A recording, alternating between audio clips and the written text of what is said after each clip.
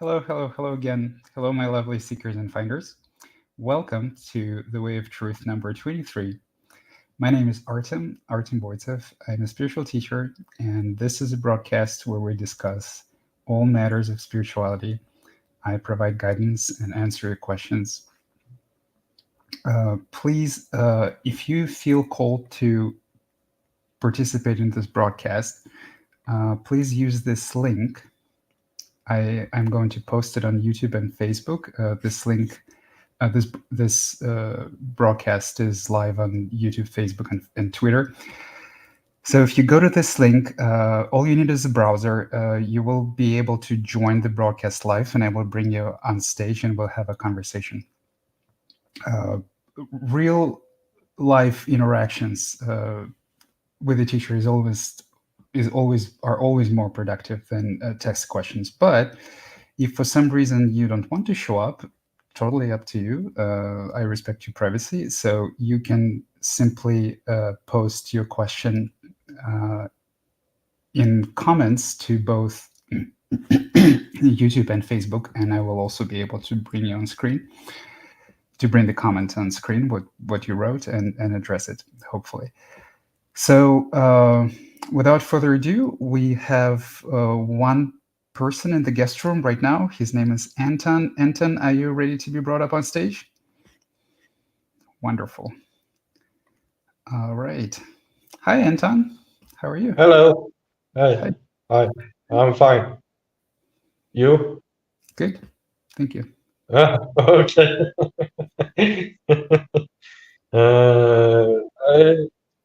I actually felt very called to join this meeting today.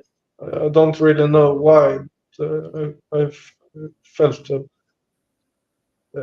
don't really have any questions except voices outside mind, voices from far distance. What is that? You're breaking up a little bit. Can you repeat the question?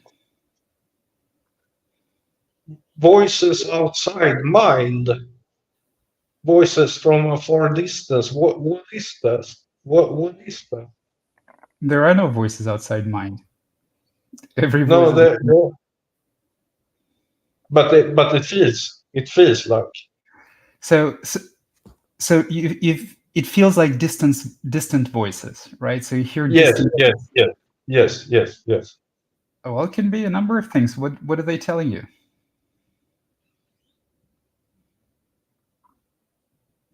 Everything. Bad stuff. The best stuff? The best stuff? Bad stuff. Oh, bad stuff. Oh, I Yeah. see. Are they sort of abusive? Are they criticizing you? Yeah. Yeah. I see. I see. Yes, that is that is still mind. Okay. You can think about it as the voices of society.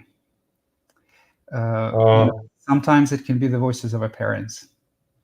There's a beautiful saying. I don't remember where I read it or who said it, but be careful how you speak to your children, because when they grow up, they're going to speak to themselves the same way in their minds.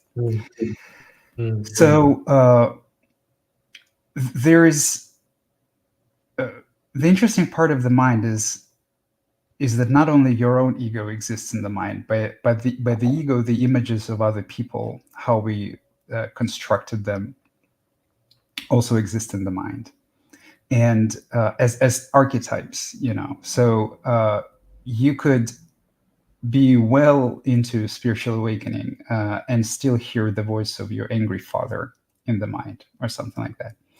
And it's not only our parents that condition us, but the society at large. But it feels like it's outside the mind from a far distance. It's outside from the perspective of the ego, because from the perspective of the ego, other egos are outside. So what Sorry, I interrupt. But is this some kind of awakening stage? Well, I don't know much about your spiritual experience. If you No. if you're going through awakening, then certainly yes. So it's certainly at some stage of the awakening, as kind of, we can describe the spiritual process roughly as all egos in the mind becoming closer and closer and closer, and ultimately, with every step of the way, you realize deeper and deeper the unreality of it, that you created this part of yourself, that you created this part of how you see another person, that this is just an image in the mind. Just like during night dreams, you see, you Yeah. could, during a night dream, you could have the whole scenery. You could have an argument with your parents during night dream, or with someone else, right? It's still created by the mind. And Mm. so sooner or later, we actually do tend to see the kind of constructed images of other people and how they speak to us in the mind, and the relationship between yourself, your own constructed image, and the images of other people. So there could be, there Yeah, could be, yeah. The dialogues in the mind. yes.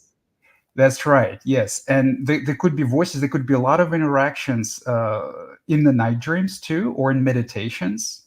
Uh, Yeah. there could be a lot of intimate interactions or angry interactions, all sorts of interactions with other people in the mind during the spiritual practice. And at a certain stage of time, it also spills over at in life.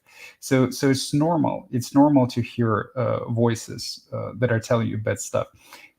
They aren't real, but what's important, if you try to shut them up, it's not going to work. What is Okay. important, when you hear them, is to pay attention to how you react to them on the level of the bodily experience, on the level of emotions. You see, like, for example, Yeah. Oftentimes I get very afraid, actually. Yeah. yes, yes, yes. So if you get very afraid, just close your eyes, invite this fear, stay with the fear. You're completely safe. All of this is happening in the mind, or in Yeah. in your mind. So you're completely safe. Or, like, for example, this voice tells you something, and you feel angry, or you feel hurt. So take your awareness into how it feels energetically, into how it feels emotionally. So those voices are basically, uh, they sort of have your way with you. They like to torment you for as long as you resist the emotional experience that they create.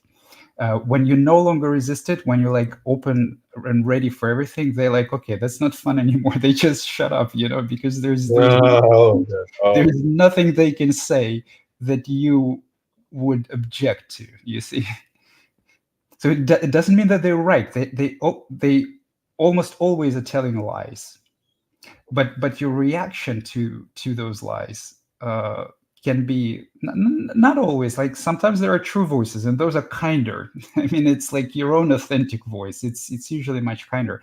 But those yeah. critical, I have a kind voice too, actually, and they're much more yes, uh, yes, yes. But those critical, delightful. don't be afraid of them. They cannot harm you. No. All they can do is create some experience in you. All they can do is evoke fear, or some feelings of hurt, or feelings of inadequacy. That's all they do. Okay, that's very helpful, actually. So, yeah. Uh,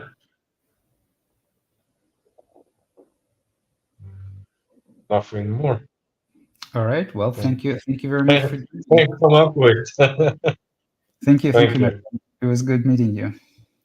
Thank All you. right. Okay, yes. So I encourage other people to join like this. In the meantime, we don't have any other guests right now, so I have a bunch of comments. Um, so AEL 9730 says, "Hi Artem, thank you for this Satsangs. I have a few questions." You're most welcome. Let me go over your questions. Is the fear of death same as normal daily fears? It feels like the same fear latches on to beliefs that I hold, and this fear seems undifferentiated. Yes, I mean um, ultimately all fear is the same fear. It's sort of difficult to see in the beginning, but the deeper you go, the more apparent it becomes. Uh, all fear is the same fear. It's the fear of death, the fear of life, the fear of knowing yourself, the fear of enlightenment. You can call it by many different names. And also, you notice quite accurately that that the fear latches on to different events. So it could latch onto something completely irrational, like something happens, or you read news, like someone killed somebody, and now there's the fear, oh, I'm gonna be killed, or like you hear the word earthquake, and there's a fear, oh, maybe there will be earthquake, or things like that. So it can latch onto pretty much everything. And the way to deal with it is the same. Just invite it, and spend time with it, and sooner or later you will see that it's just a story in the mind accompanied by fear. But ultimately, yes, they're all of the same nature. All fears are of the same nature. There is something to be said about fear as a bodily response. I mean, it's a completely natural um, adaptive response of the body. But right now we're talking about fears that exist and arise in the total objective lack of any immediate threat to the body. So those fears, they come from the mind, they come from the past, and they all fundamentally of the same nature. Yes. You ask another question. What is the relationship between creativity and awareness? Why do specific artworks, music seem to live forever while others seem short-lived? That's an interesting question.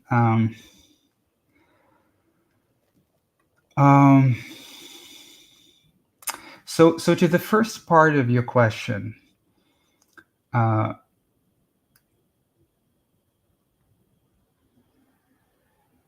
creativity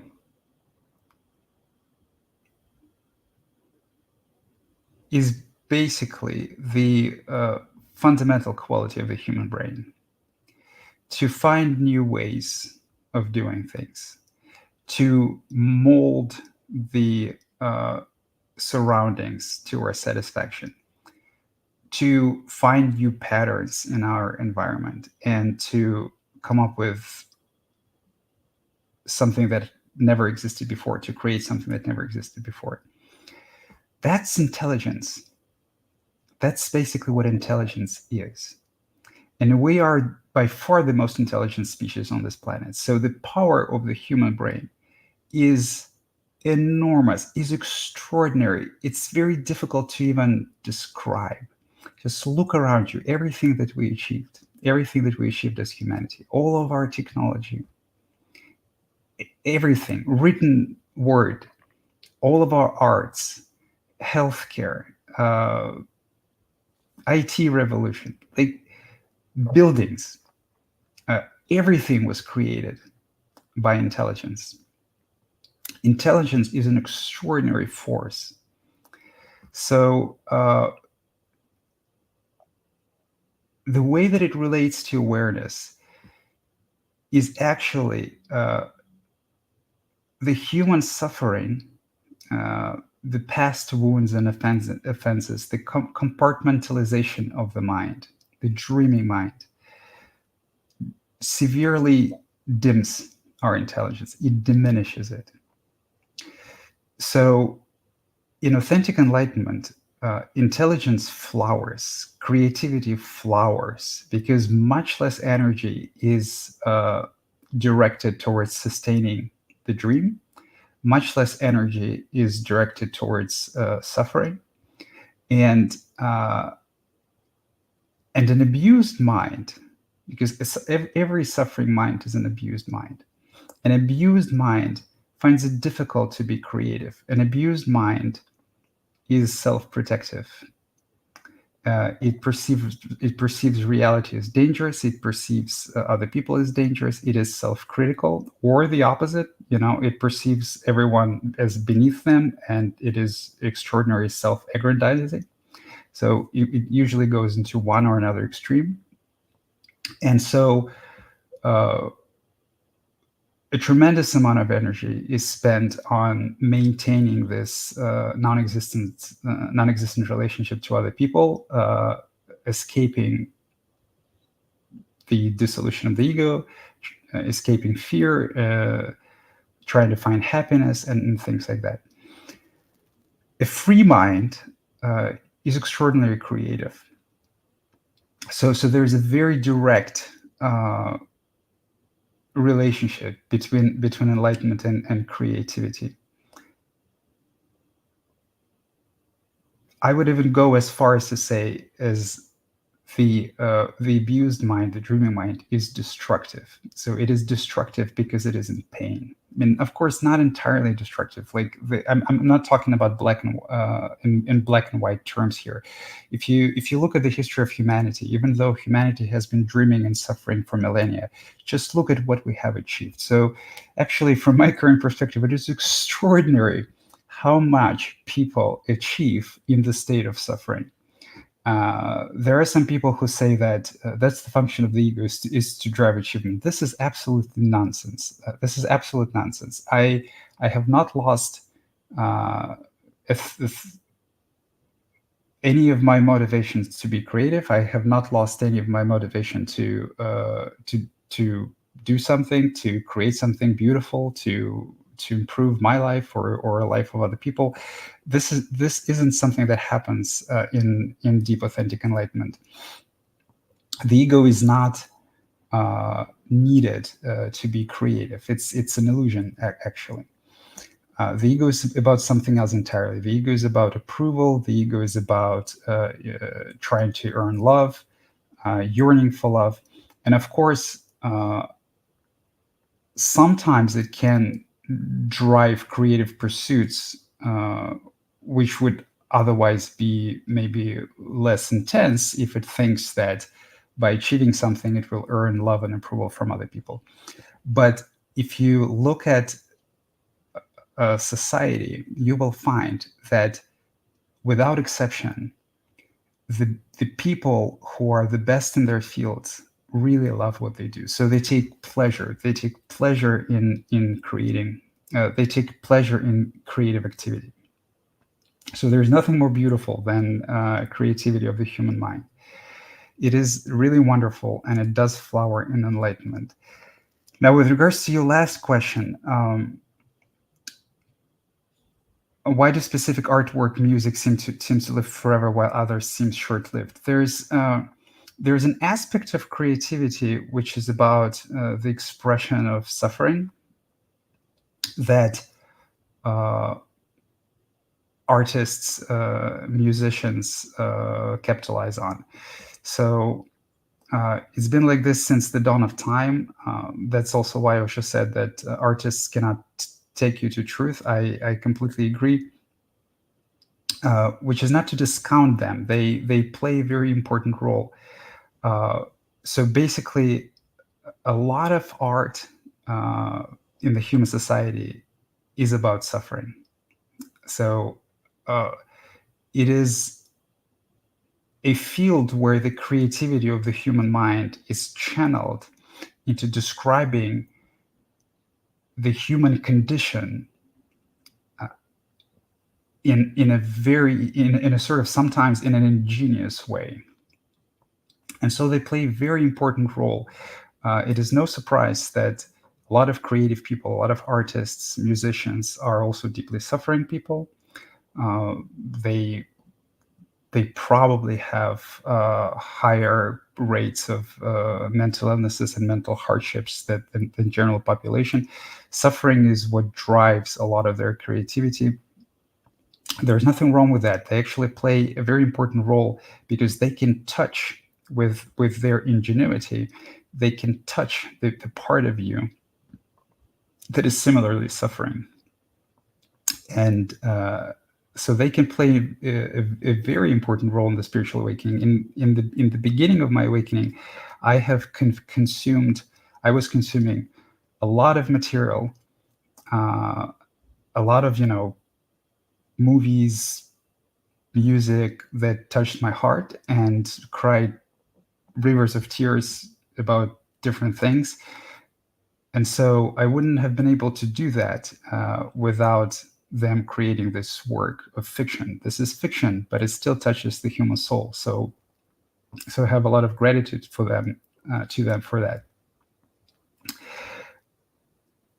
With regards to what stays and what is forgotten, there's of course something to say about how accurate the description is. So the more sort of accurate from the perspective of insightful, truthful, the work of art is, the more likely it is to be popular, the more likely it is to not be forgotten. And I'm not necessarily talking about literally truthful, right? Like, for example, this events really happened, or that's exactly how people behave. Actually, if you look at movies objectively, you will find that movies are very strange. People don't behave this way in real life. Like, people are never as emotionally expressive in real life. They're much more shy. They're much more reserved. They're much more conflict averse than we are shown in the movies. At least when it comes to like work and ordinary life. In families, it actually is oftentimes the opposite. There is much more conflict in families that they show in the movies. But if you look at the movie and see how people work, how people talk at workplace, for example, usually, it is so much more restrained. It is so much more reserved, and so the movies don't even show you how people really interact. They kind of show you a mix of how people interact and what's in their minds. So when I say accurate, I mean accurate not from the perspective of behavior. It's usually exaggerated, but accurate from the perspective of the psyche. Like, what is really going on in the people's mind? How do they really relate to each other and view each other? And how would they talk to each other if they were, a little bit more relaxed? And so the accuracy is something to be said about. But there's also this element, this aspect of simply chance. Like, for example, Leonardo da Vinci's Madonna was not considered to be anything special until it became special. I don't remember. I don't know the whole history, but I know this element of it. So they did very interesting experiments with college students. Like, they would,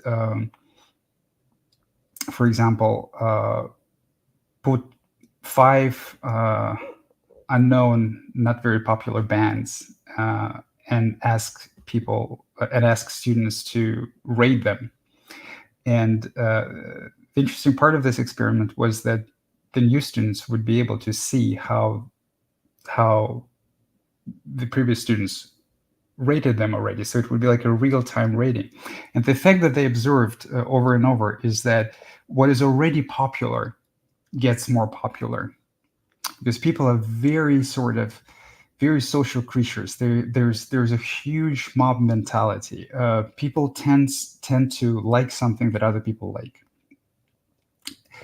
The interesting part of this experiment is that what tends to happen, if I remember correctly, is that one of the groups rises up and sort of becomes a hit, or one of the songs. I don't quite remember. But if they repeat the experiment with another set of students, then some other song will rise up and become a hit. So they repeat it again, and then another one does the same thing. So there's a big element of randomness in terms of which song or band comes up on top, and initially when people just begin rating, and then once it's on top, then everyone thinks that's the shit. And so the same thing happens everywhere, actually. The same thing, it even happens in spirituality. It happens with movie stars also. So the example that I often give is, almost every movie star had a kind of a lucky break. So a movie that made them a star. Now, do you really think that before he filmed in this movie, before he starred in this movie, he had a completely different level of talent? No, of course not. Like probably for years, maybe like for 5-10 years, it was this guy with absolutely the same level of talent, completely unknown, until there was one movie that showed him to everybody, and then he was recognized. So the same thing happens across art all over. And there's quite a significant element of randomness in terms of what we consider to be, I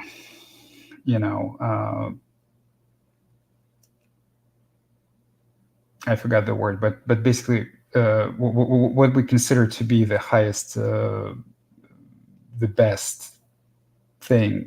So there's a significant element of randomness to it, and I'm pretty sure that there are a lot of works of art which are not in any way worse than what we consider classics, like Shakespeare, and which were completely overlooked and forgotten. So there's a big element of randomness to that. Okay, then let's look at another question. So, is ADHD a symptom of the dreaming mind or a property of the human brain?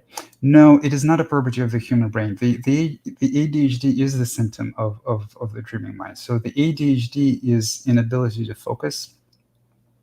It is constant craving for distraction. So staying focused is uncomfortable for someone with ADHD. So people with ADHD actually would benefit quite significantly, in my estimation, from concentration meditation. A healthy mind maintains focus quite effortlessly when it's needed. What characterizes ADHD is inability to maintain focus even when it's needed. Now, that being said, I would not describe our education system as something that is needed. It's actually not healthy for a child to be put in environment where they need to focus and memorize a lot of things that they don't even understand how they are connected to life. Just a lot of theoretical knowledge for hours and hours on end.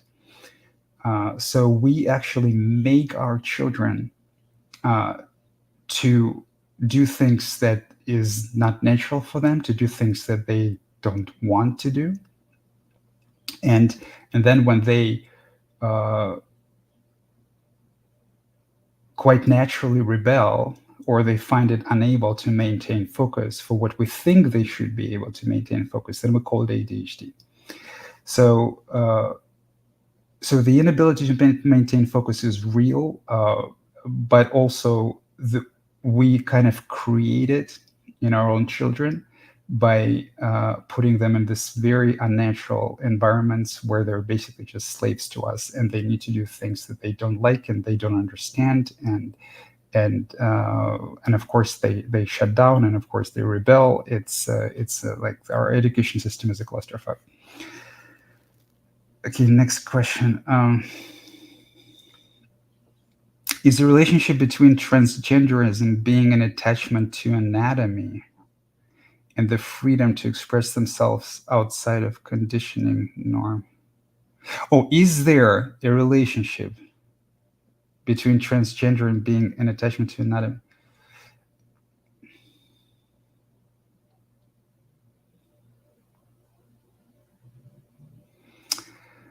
Uh, I don't think that transgenderism is an attachment to anatomy, actually. So the freedom to uh, express oneself outside of norms, whether you are gay or queer or something like this, anything like that, is a very important freedom. Uh, if you have any self judgment towards yourself for being gay or for being queer or for any sort of gender expression that is outside of the norm, that's coming from the ego. Embrace it. Transgenderism, uh, if you talking about the aspect of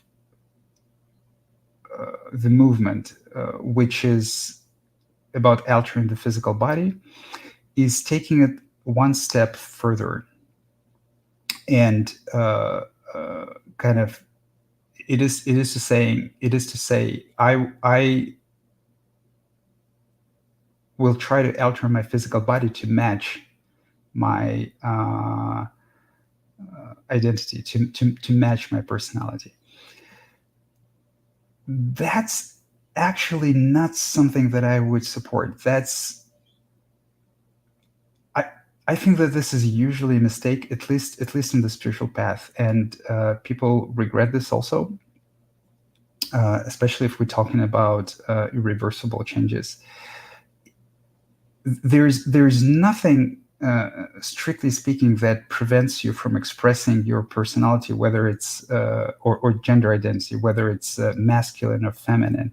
You can be a feminine boy who behaves like a woman and have all sorts of feminine mannerisms. You can be a woman that has all sorts of masculine mannerisms and likes other women. Uh, Nothing here suggests that you need to actually alter and in some cases mutilate your body to match it. I mean, it would at least make some sense if there was an enhanced sexual pleasure from that. But my understanding is that the sexual pleasure not only isn't enhanced, but oftentimes significantly diminished, which makes sense because sexual pleasure, the orgasm and things like that, is quite a biological phenomenon. Uh, so it is something that we do to our bodies for other people to earn their approval. Like, for example, I want other people to see me as a woman, but what? Who cares? You see, if you see yourself as a woman, if your gender identity is a woman, even if you're in a male body, who cares? What's most important is that how you see yourself. What's most important is for you to be true to yourself, and uh,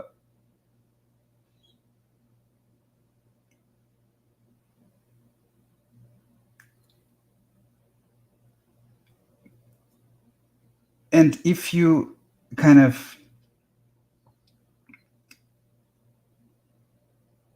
if you only do this so that other people will see you how you want them to be, how you want them to see you, and for other people it's very important, so that your body matches a certain ideal, then I would say that maybe there's some kind of artificial part of it. And if you end up with a person who wouldn't want to be with you if you had a different body, then maybe they don't love you as much as you think. So there's a lot of this kind of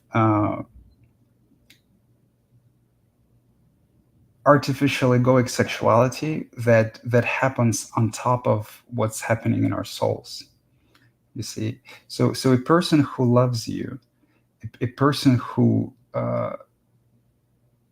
understands you, a person who wants to be close to you, a person who appreciates you. What is most important? I'm not trying to say the body is not important at all, but what is most important is what's in your soul. You can do all sorts of interesting things to your body, but doing irreversible things to your body that also might jeopardize your ability to reach orgasm, for example, I don't think that's a very smart idea. I mean, even if you like, from my perspective, even if your gender identity is a male and you're a physical man, or your gender identity is a female and you're physically a woman, the gender identity, this psychological identity, is constructed anyway. I don't feel like I'm a man I'm like, physically I'm a man, right? But psychologically I'm neither a man nor a woman. I can exhibit both manly and womanly behaviors depending on the situation. The clinging to the rigid gender identity is actually part of the ego. And so to so even with people where the gender identity matches their sex, it's still constructed, right? And so with people when it doesn't match, it is also constructed. So from my perspective, there's not a lot of difference between the two. Both of them are constructed. Both of them are in a way fake. Both of them are kind of presenting something to the world, hoping to get approval, hoping to be loved, hoping to be desired.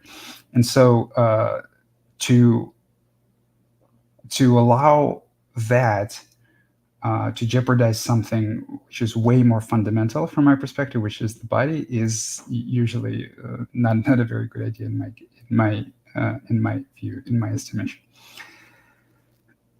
Okay, Lilu Top says, "I love your description of crazy." Thank you.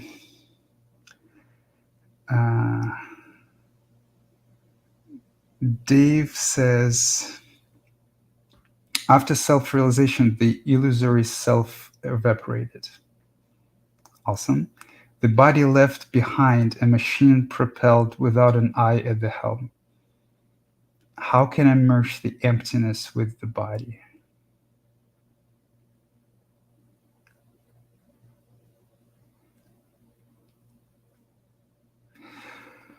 Okay, so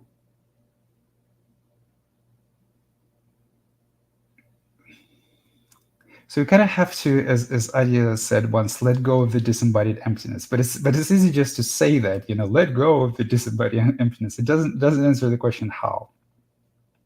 So this kind of disembodied emptiness is a stage on the spiritual path. So you will spend some time there. That's completely normal. To come back to the body more fully, you do exactly that. You pay more attention to the body. So if you're paying a lot of attention to the emptiness right now, that's fine. It actually can be quite blissful. It can be quite restful to sort of dwell in the emptiness. But sooner or later, in your meditation practice, and as you just continue to live your life, there will be more conditioning to uncover, and every conditioning manifests as pain in the body, and some sort of energy in the body. It could be emotional energy, or just some energy that cannot be described as an emotion, but still some energy is fluctuating in the body. You can say in consciousness too, but it doesn't actually matter from at this. This is not an important distinction. What is important, though, is every time some uncomfortableness arises, every time there's some emotional response, every time there are some energies in the body or in consciousness, absorb them, give them your attention, give them your awareness. So there's usually quite a lot of conditioning that separates the kind of this disembodied emptiness and fully embodied realization. So this, as you work through this conditioning more and more, you come back to the body more and more. So you can say that this kind of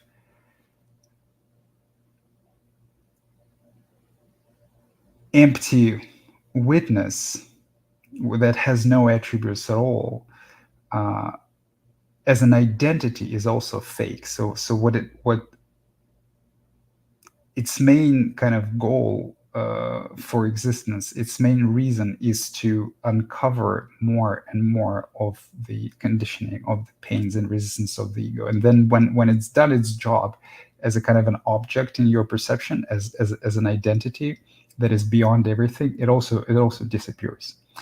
And so spiritual practice, basically, so meditation,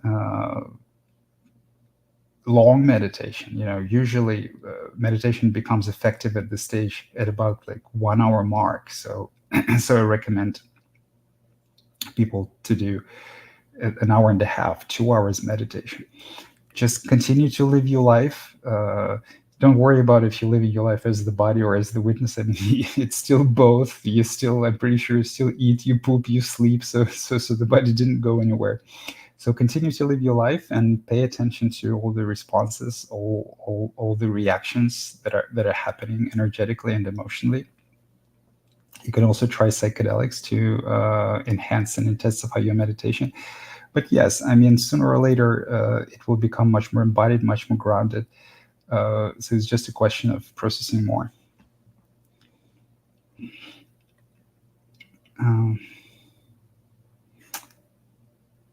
Okay, let's see. Okay, so this is the last comment for now. I will take this as an opportunity to ask, to remind everyone that we have a wonderful Discord community, which I invite everyone to join. This is the link. It's a Discord community where we have all sorts of channels, and you can also ask me questions there. There are a lot of practitioners describing the path. There are channels for venting, expressing your love, expressing your hatred, channels for self-inquiry or challenging beliefs. Lots of stuff is going on there. So please, if you're interested, join it. Also, I would like to encourage you to support our work. If you like what we do, you can go there and you can become a supporter on Patreon, or give a one-time donation. By all means, please do that. And then finally, if you wish to schedule a one-on-one session with me, you can use this link. I'm posting all of these links to Facebook and YouTube comments, so you can use this link and you can schedule a one-on-one session with me. There are a bunch of different price tiers depending on your level of income, and if you cannot afford anything at all, there's also a free option and a $25 option. So please don't let your financial situation stop you from talking to me if you feel like you could benefit from it. Yes. Okay, that's it. So I will. We still have some time. There is not a lot of visitors today, and not a lot of questions in the comments. So I'll address some of my questions from the backlog. So in this Discord community, which I just mentioned, we have a channel, Questions for Artem, and people post their questions there. So I have a backlog of questions that I will address. So James is asking, on October 1st, 2023. Just a second.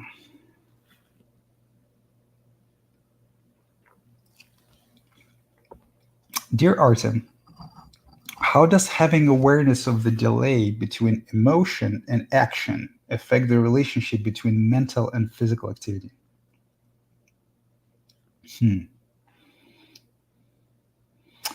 That is an interesting question.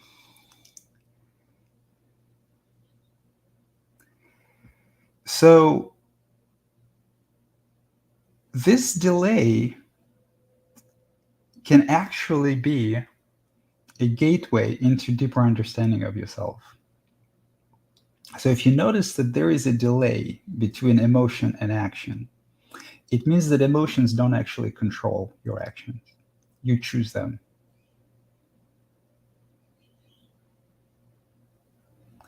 You still have the choice to act on something or to simply stay with the emotion, to absorb the energy, to absorb the emotional energy, to explore how you feel at this moment, and then to act when uh, the emotion is no longer there, or at least significantly diminished. That's basically what constitutes emotional maturity. That's what constitutes wisdom. Not to act out of impulse, not to act out of emotion. So, just the very fact that this delay exists is an invitation to explore the relationship between your actions and your emotions, and how much of your actions in life are impulsive and driven by emotional pain.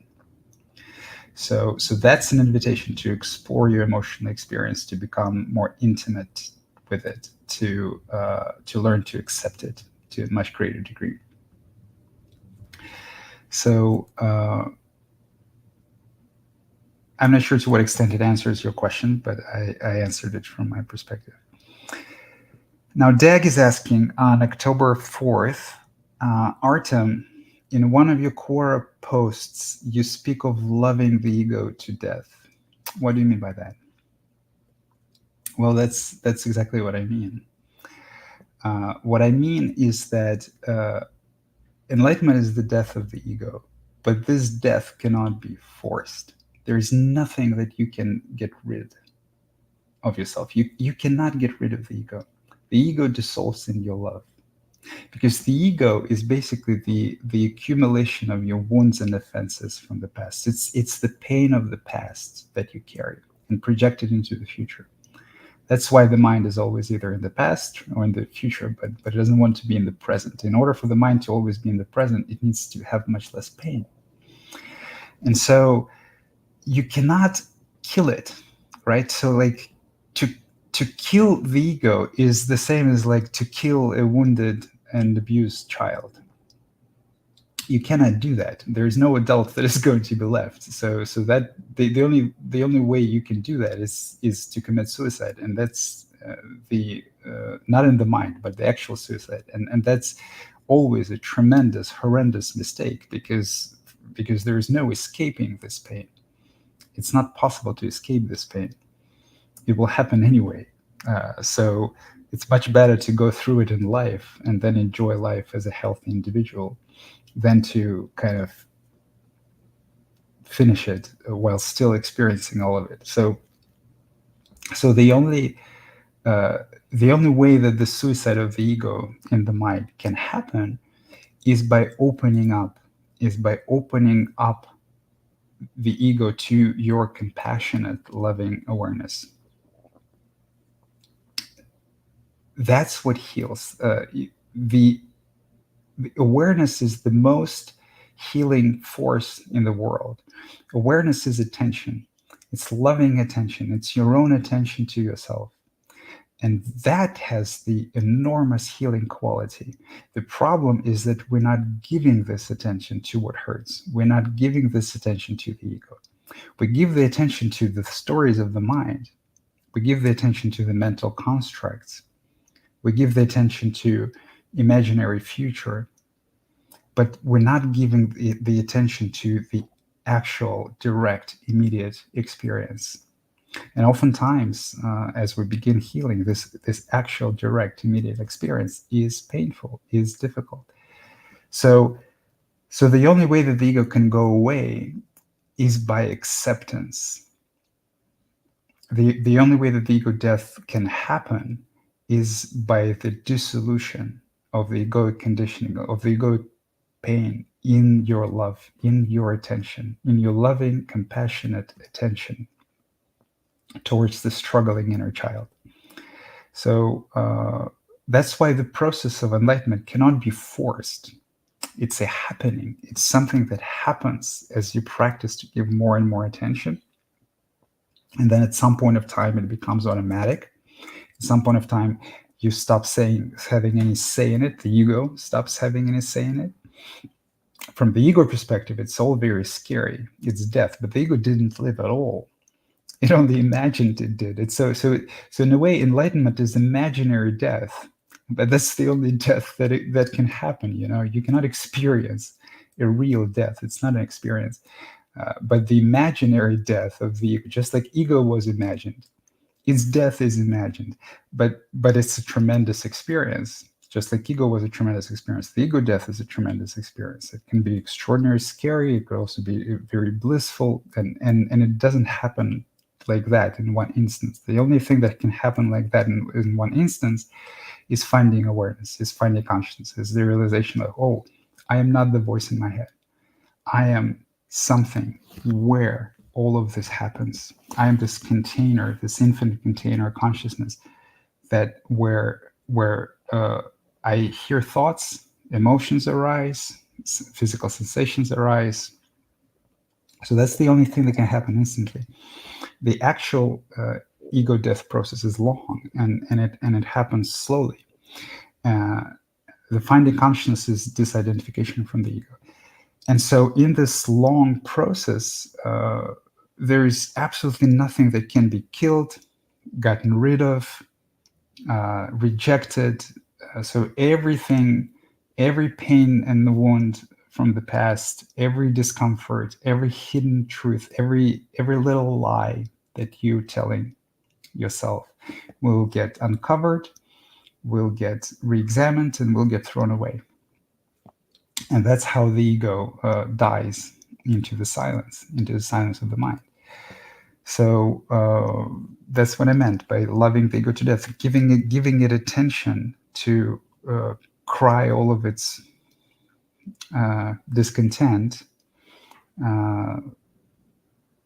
to dissolve in the relaxation and bliss, which is what life is supposed to be. Okay, Cast is asking on October 4th, are fetishes egoic? I think my fetishes faded a bit. If you're talking about sexual fetishes, then yes, ultimately they are egoic. But again, in line with everything that I was talking about before, in line with what I just said to Dag, you cannot get rid of anything. So fetishes are basically a way to that everyone finds. Like if you have fetishes, if you have a fetish, it just means that you found a way to reconnect to your sexuality through some association. That's ultimately what a fetish is, right? It would be very folly to try to get rid of it, because if you do have a fetish, it means that it is somewhat difficult for you to be connected to your sexuality without this help. So it makes it more intense for you. It makes it more real for you. It makes it more enjoyable for you. It makes it much more pleasurable for you, right? So for as long as this fetish is innocent, or it's mutually, or there's mutual consent. I mean, not all fetishes are completely innocent. Like, for example, there's BDSM, sadomasochism, things like that. But if there's mutual consent and it's not damaging to the body, then use these fetishes. There's absolutely no problem with it. And you will find, I mean, it might be somewhat difficult to find, but you will find people that will be open to your fetishes and will love you and accept you with them. It's actually good practice also to learn to accept your partner's fetishes, because if this is how they are able to reconnect to themselves, then you are giving them permission. You are learning to accept them as they are, and it can be extraordinarily pleasurable too, to see your partner relax and sort of reconnect to their like animal side of their sexuality or things like that. So Yes, they are ultimately egoic, and on the spiritual path, the need for them do diminish, does diminish usually. But please don't think that there's anything wrong with it. There's absolutely nothing wrong with any egoic manifestations at all, unless they're destructive. So unless you're hurting someone, you're hurting other living beings, whether humans or animals. You're emotionally sadistic or manipulative. So there's nothing wrong with any egoic manifestations, and even those that are destructive. The problem with that.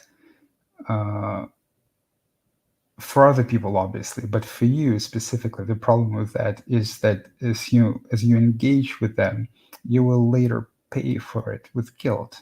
So the sooner you learn to curtail your destructive impulses, the less ultimately the less pain you will go through in life. And so, like, practicing to staying with your anger and rage, for example, without doing much about it, is uncomfortable, yes, but in the long term, it's actually much better, because if you do a lot of destructive, stupid shit, that in the long term you will still have to deal with the anger and rage, but you will also have to deal with guilt, with more guilt. So you also ask, what is pride? Uh, Fear of submission, fear of death. Uh, Pride is vanity. So pride is a quintessential quality of the ego that absolutely every ego has. Even very humble people are very proud of their humility. So humility is pride reversed. They think that they're better than other people because they're humble. True humility is neither pride nor humility. Like, true humility is basically openness. True humility is the desire, is the willingness to be proven wrong. It has nothing to do with hiding your achievements or hiding your accomplishments or anything like that. So pride is a quintessential quality of the ego. So every ego, because the ego needs a lot of knowledge, right, to maintain its existence, to justify its behavior, and to explain its suffering. So every ego has some sort of a mental model of the world, and this model was, of course, in large way put into your mind by society, and this model is rigid in a way that because in order for this model to start falling apart, the ego would also have to see more of its pain and more of its suffering. The lies of this model, it's usually not usually, it's like always, it's always very inaccurate. This model is very inaccurate, and it's a kind of a justification of the lies and the suffering. And so in order for this model to start collapsing, it's emotionally gut-wrenching process. So the ego tries to protect this model. And so from the egoic perspective, the way that the ego sees the world is the right way to see the world. And everyone else who disagrees is wrong. So it's the same way with both abusers and victims, regardless of what side you're on. It's the same way with proud people and humble people. That's why people hate it so much when you disagree with them. So when there are some people who like the exploration, because they understand that a healthy disagreement is needed for the exploration of truth. You need to question. You actually need to question your assumptions and ideas about reality. You need to question your assumptions and ideas about yourself and other people, especially in the spiritual path. But so scientists are trained to do that, for example. But even those people, even scientists who are trained to debate some facts about the external world, it gets really, really uncomfortable if you start if you start disagreeing with them about their ideas of morality, their ideas of themselves, their ideas of proper behavior, their ideas of their view on society, of themselves, or of other people. So when it gets personal, it becomes uncomfortable. And so the most sort of heated discussions that people have, discussions of character, morality, what ought to be, basically, how we ought to behave. What is a good human being? What is a wretched human being? Good and bad, things like that. So all of this framework is very self-protective, and people absolutely hate it when you disagree with them on that. As I just said once, if you want to ruin someone's day, just start disagreeing with them on everybody, on everything. I mean, they say they believe in God, you say you don't believe in God, and things like that. I would take it even further and say, well, they say they're a good person, you tell them they're a bad person. you know. So it can be very very, very difficult for the ego. And so that's pride. Ultimately, that's the real pride, the pride that is both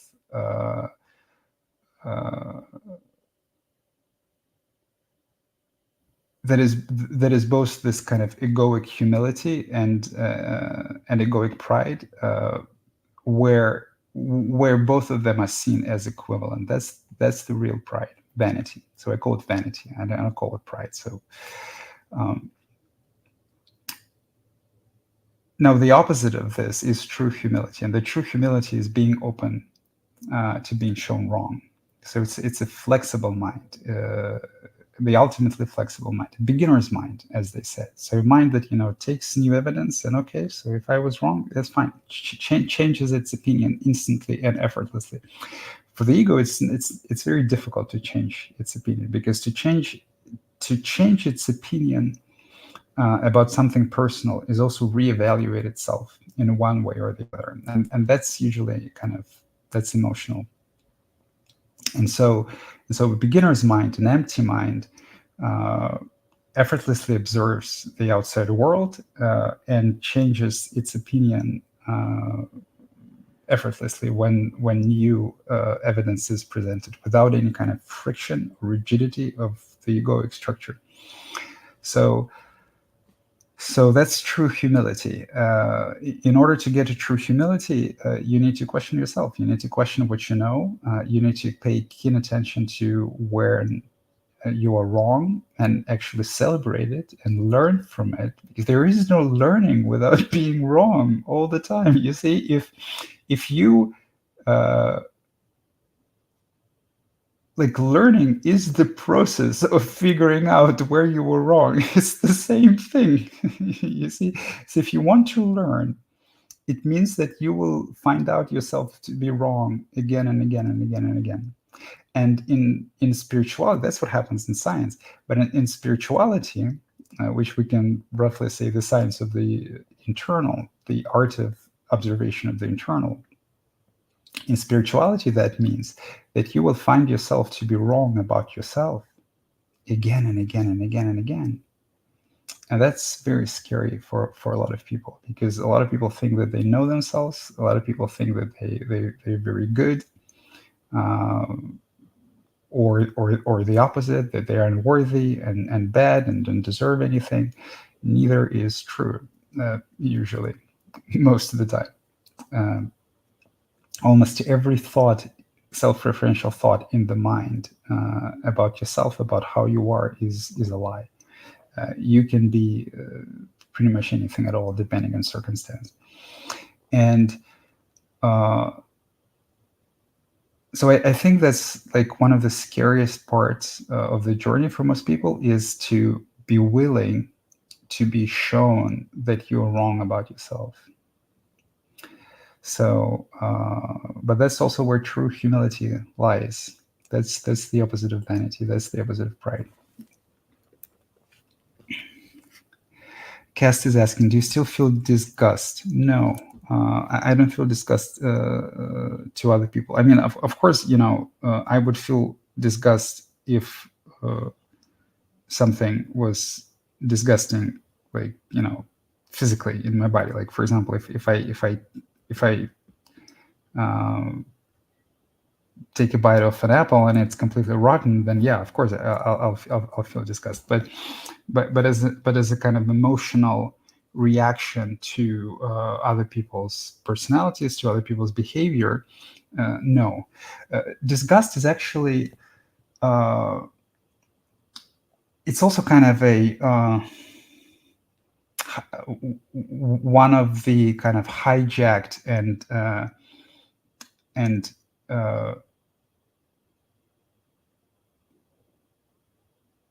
exacerbated reactions, right? So what's interesting about the egoic state, about the dream state, is basically it doesn't consist of anything new. So those things that, like, anger, sadness, hatred, fear, disgust, they are normal reactions, adequate reactions in life. Like, someone you love died, you feel sadness. Someone attacks you, you feel anger. You see some, you eat a rotten fruit, or you see some slimy, like, I don't know, parasite that is dangerous to you. You feel disgust. There's some danger to your body, you feel fear. But then, because we suppress so much of it, the ego sort of builds its own world where this normal, natural reactions, immediate reactions to what's happening in life, they due to their suppression, due to how much of it is not expressed, are exacerbated tremendously, and are attached to things that they should never be attached to, like to our relationship with other people, our judgments of them, and things like that. So to ourselves, we can feel disgusted towards ourselves, we can get angry at ourselves. So this whole psychological world is built with the same basic elements, but very much exacerbated, and to painful degree. So something similar happens with disgust. Disgust is actually just a combination of hatred and fear, basically. It is like, you cannot experience disgust towards something that you don't fear, and you cannot experience disgust towards something that you don't want to kind of smash or kill. I mean, that's why rotten fruit is one example, but that's why the biggest, I guess, the biggest example of disgust is some, I don't know, like, for example, some parasite, some worm, or something like that can be dangerous to you, and that you want to kill, but at the same time you don't want to touch it because it's dangerous. So something like that happens with other people. So if you're experiencing disgust towards someone, then at the same time you're afraid of them, but at the same time you hate them. At the same time you want to destroy them in some way. So disgust is actually a quite kind of condescending thing. It's a very, like, speaking about vanity, as we spoke about vanity recently. It's a kind of a very vain, very kind of extremely condescending view of another person. It's completely devoid of compassion. So you kind of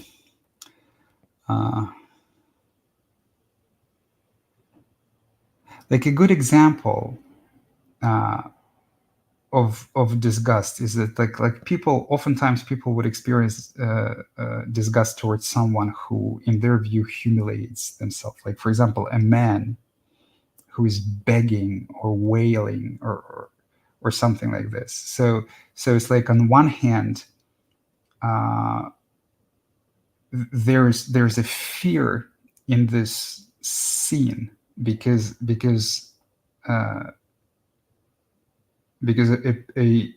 another man who is watching this, for example, is afraid that they can be in the same situation, that the same sort of the same pain, the same tears, the same despair, the same begging also exists in them. And they really are afraid to end up in the same situation. But at the same time, they feel like this person is weak and does not deserve to live in some way. Of course, it's like I'm not trying to like again, I'm not talking black and whites. All of this is just a matter of intensity. Just like anger and hatred is just a matter of intensity. So it's simultaneously fear and kind of a desire to punish this person or kill this like slimy little bug. So no, when it comes to other people, I don't experience disgust.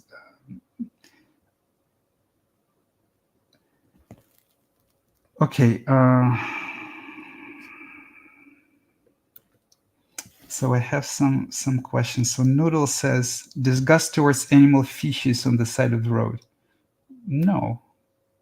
I mean, why? It's entirely natural. Like, I don't know if I smelled it or if you put it on my face, I would probably feel disgust. Yes, but it's a natural bodily reaction. But if I go down the road and I see someone's poop, I mean, it's natural. Why would I feel disgust? I may like recall that people should pick up after the dogs, but I would not feel disgust as a kind of a emotional, energetic experience. I don't think that it's adequate in this situation. Thomas Creedon says, "Can you speak on any bad trips along your journey?" Oh my God! And the distribution of them, i.e., were they really dark in the beginning and the better towards the end? Did you experience any demons or images of hell? Okay, so you continue. And if so, how did you respond to them during and after? I was really afraid of them. I had a recent LSD trip that was 1 hour of depraved hellish visions, then confronted by a bright light where I could only beg for forgiveness. Okay. Yeah, I mean, I did. I experienced like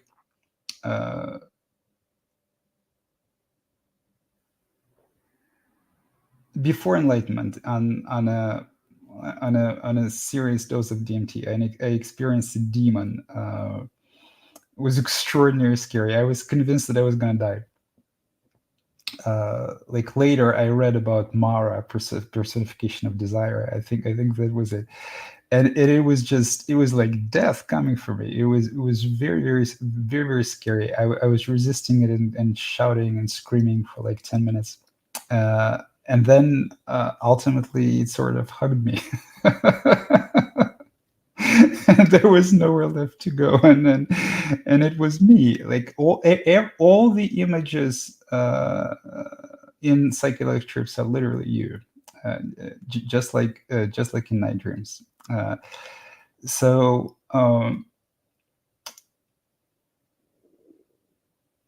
yes, I experienced a lot of stuff. I danced with the demons, like in some of my meditations. I was like with a chainsaw and I was killing everyone. It was, well, I mean, I'm laughing about it now, but back then it wasn't funny at all. I was in so much anger and rage. And so the same thing applies to fear and other things.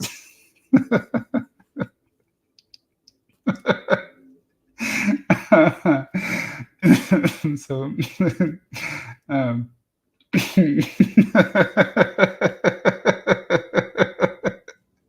thank you for this question. I'm having a ball. Yes, all the demons in the world.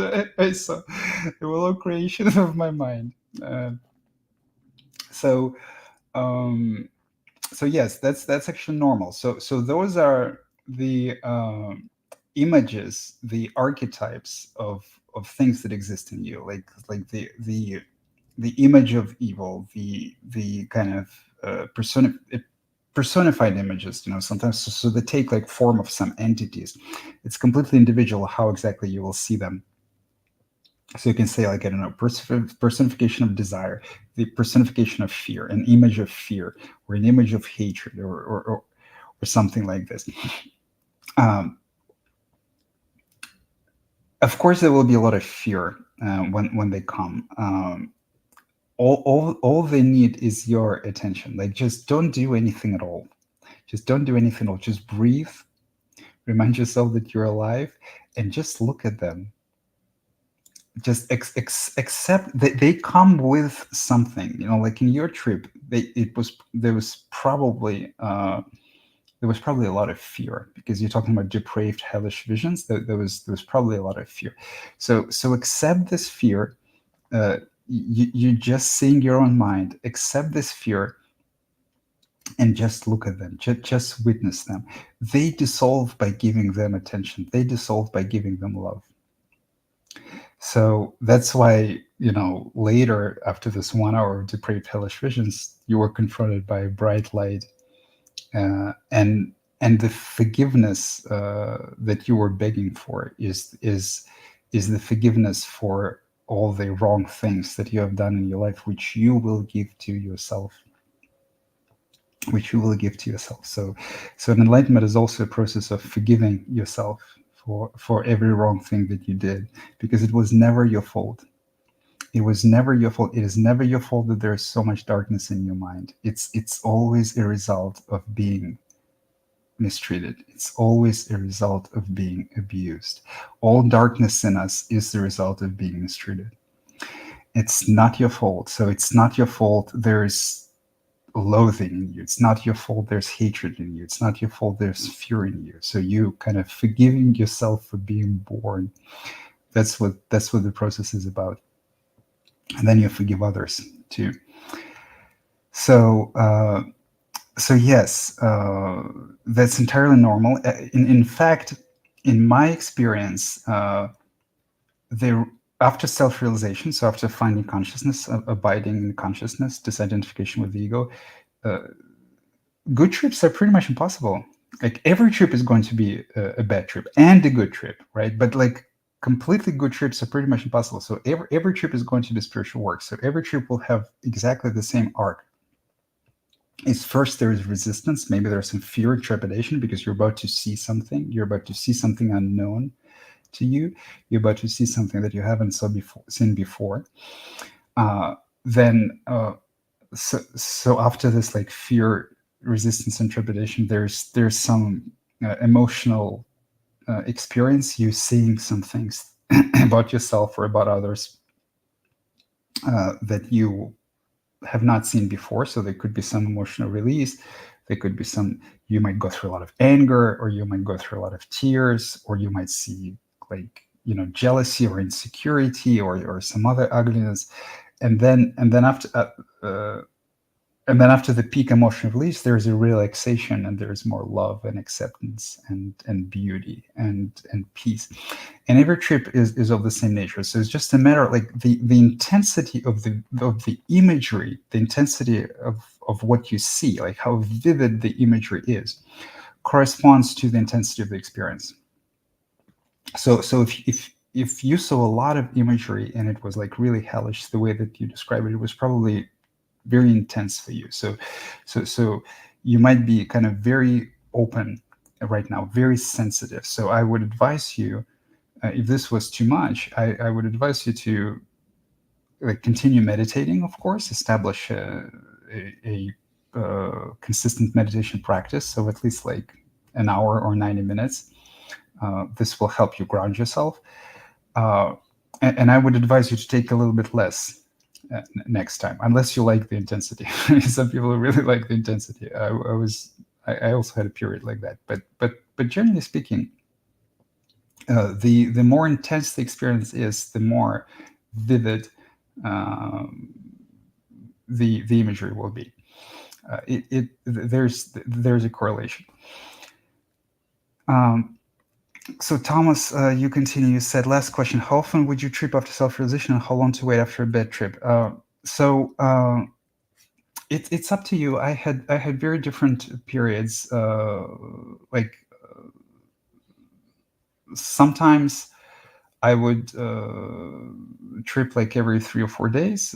Sometimes there would be months, just literally months, and I didn't want to.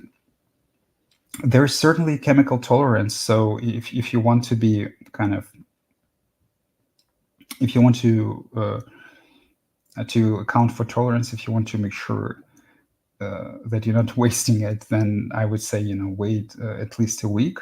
Like a week would, with my experience, eliminates like 95% of tolerance. But not all of it. Like if you want to eliminate all of it, wait a couple of weeks. It's completely up to you. It depends on how much you're willing to take. So if you feel like you've had enough, if you feel like it's still integrating, then don't trip again, because otherwise you might get overwhelmed. So the most important part of the trip is actually the integration. So in my case, like after each trip, there would be a few days where I would cry, where I would see more of my anger, or I would see more of my hypocrisy, or I would laugh, or I would see more of the ego. So the it's actually not even like the visual experience has as much significance as a night dream. What is much more important from any trip is the insights that are permanent and that stay. The permanent insights, they have this flavor of, I've always known this. It's always been so. I was just deluding myself. That's kind of a flavor of a true, authentic insight on the spiritual path. It rarely happens in the trip itself. Like even if it happens in the trip itself, it's an experience, and after the trip, you might remember it, you might mull over it, and it may take some time to actually integrate it. And when the insight has been sufficiently deeply integrated, when you're really like, okay, it's always been like this, that was a delusion, now I'm much closer to reality, then the mind stops thinking about this specific aspect. So the integration is an important part of it. There could be elevated activity on the mind. There could be deeper emotions. There could be fear might come. If you had a fearful trip, then over the next few days, up to a week, maybe even more. It really depends on how intense the experience was. You might experience new waves of fear. You might experience quite a lot of stuff. So keep meditating and make sure that that you're not overwhelmed, that you have kind of processed the previous trip before tripping again. And generally speaking, you are in control of this process. And so trust yourself, trust your gut, trust your intuition. What does your gut tell you? Like, is that going to be too much, or are you ready to see more? So answer this question honestly to yourself, and because there's really no need to, like, it's not a process where you can push yourself to something. It's a process where you slowly uncover more and more of the resistance and suffering, and you slowly integrate it into your own infinite love towards yourself. So it is, patience is important, gentleness is important. Well, that being said, if you feel like you're ready to see more, if you feel like you're missing, because, like, every psychedelic trip is a conversation with yourself, basically. So if you feel like you want to converse with yourself more, take it. Okay, Dag, unfortunately, I won't have time for this today. You joined too late. I'm about to finish. Dag is in the waiting room right now. So Dave, this is going to be the last question. Dave K says, Artem, can you quickly describe how exactly you meditate or prescribe meditation for 1.5 to 2 hours? I rest in formless awareness during meditation, but no emotional contact emerges. Okay, so don't try to. Kind of resting in awareness is nice, but it's a place of rest. It is also an identification in some way. Um, it's a temporary refuge. It's a temporary refuge. So for as long as you enjoy it, go ahead. I mean, sooner or later you will find it boring. Sooner or later you will move beyond this. There's nothing wrong with it. Don't try to push yourself out of it either. So if you kind of naturally, when you begin to meditate, if you naturally go resting in awareness, if it naturally happens, that's fine. Just let it happen and keep meditating. And then if you keep meditating, something else will start to happen. What the most important thing is not try to make it happen. So if you feel like resting in awareness is the goal of meditation, if that is something you attempt to make happen, if that is your goal of your meditation, then you can meditate for years without any further progress. Instead, take a very different approach. Don't try to control or orchestrate your experience in meditation at all. At all. Just be completely open to anything that comes. If resting as awareness comes, wonderful. If hellish realms come, wonderful. Just don't try to expect anything. Just no expectations of any experience at all. And if even with this attitude, so even if with this attitude shift, you still rest in awareness, keep doing it, but don't cling to it. Don't be afraid to get out of it. Don't be afraid if your awareness consciousness starts exploring some other things that certainly don't feel like I'm resting in awareness. That's good. Everything that consciousness does by itself, everything that awareness does by itself is good. If it wants to explore your body now, like you've had enough of time resting in awareness, is good. So the important part is not try to cling to any experience, create any experience, or reject any experience. So keep this attitude of complete open-mindedness to meditation. So there is nothing that you do basically in meditation. Just close your eyes for like 2 hours and don't expect anything at all, and allow anything at all.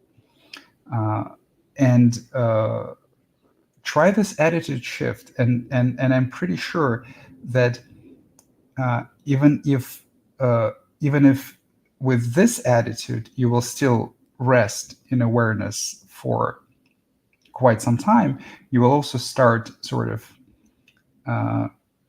re-emerging out of awareness to explore some other parts which are still rejected, which is still unprocessed. And you certainly have this, because if you didn't, you wouldn't be asking me any questions at all. So there's certainly, like, the job of awareness is not complete, but it's also kind of easy to find refuge in awareness. You see, that's why also a lot of people who can rest in awareness effortlessly during meditation, they still go out in life and they have all sorts of still judgments, pains, wounds, conditioning, difficulties speaking to other people, and things like that. So don't try to artificially make meditation about resting in awareness. That's not what it's about. Resting in awareness is a part of the journey, but it's not the completion of the journey. All right. Okay. Well, thank you everyone for coming. I will wrap it up. It was good seeing you all, and I will see you in a couple of weeks. Bye. Love you all. Best of luck to you guys.